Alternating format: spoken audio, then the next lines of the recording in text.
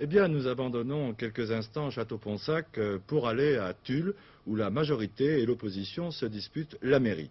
Deuxième ville du département par sa population, Tulle tient la première place par ses structures administratives puisqu'elle est la préfecture de la Corrèze. Une ville stratégique, en quelque sorte, qui promet une belle bataille. Aglaé Poncé. 33 sièges sont à pourvoir au sein du conseil municipal de Tulle. Ville de près de 19 000 habitants, Tulle vit dans une sécurité tranquille, assurée de fonctionner avec une masse salariale garantie par le corps préfectoral. Deux autres atouts, l'école militaire et l'usine d'armement.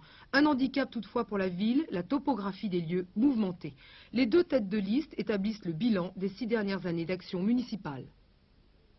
Et nous avons essayé de travailler sur la ville de Tulle selon 3 axes essentiels. Le premier, l'axe économique, et c'est pour cela que nous avons engagé dès 1977 la réalisation de zones industrielles qui arrivent maintenant en voie d'achèvement et pour certaines sont même occupées par des industries.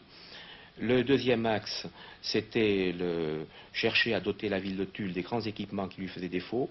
Il y avait des retards importants à combler en matière d'alimentation en eau potable, d'assainissement, d'équipements culturels, sportifs, de routes, etc.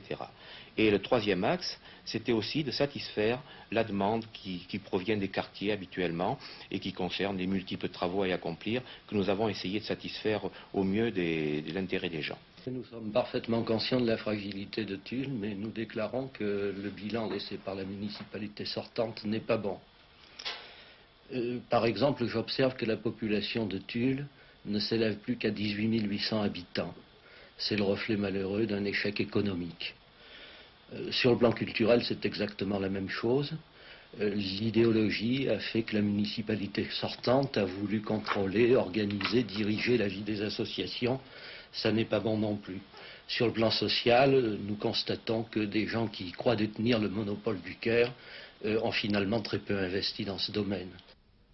Bilan positif pour l'un, négatif pour l'autre, mais les deux candidats sont d'accord pour dire que face à la crise, ils font confiance à l'opiniâtreté des tullistes. Un seul souci donc, le futur. Voici deux conceptions divergentes de l'avenir de Tulle.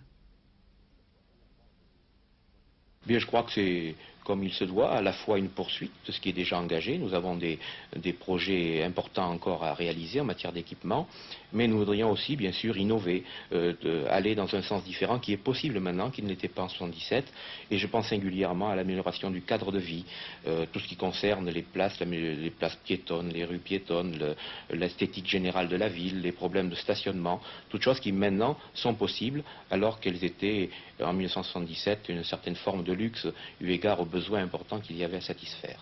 Nous voulons être des rassembleurs, restaurer un climat de confiance, créer l'environnement favorable aux initiatives et au développement économique.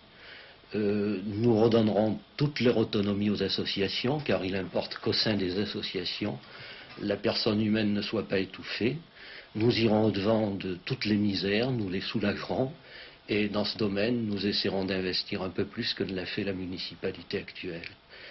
Je voudrais ajouter que nous irons à la mairie sans rancœur et sans esprit de revanche, comme le maire actuel aurait tendance à le faire croire. Les listes en compétition, Tulle majorité menée par Jean Combastel qui rassemble des représentants du PC, PS et PSU et des personnalités indépendantes de gauche. Et la liste d'entente républicaine menée par François Béal, constituée de sympathisants RPR, UDF et de tendances politiques non marxistes. Avec la nouvelle loi électorale, l'existence de deux listes a pour conséquence qu'il n'y aura à Tulle qu'un seul tour. C'est donc le 6 mars que les tullistes choisiront leur maire.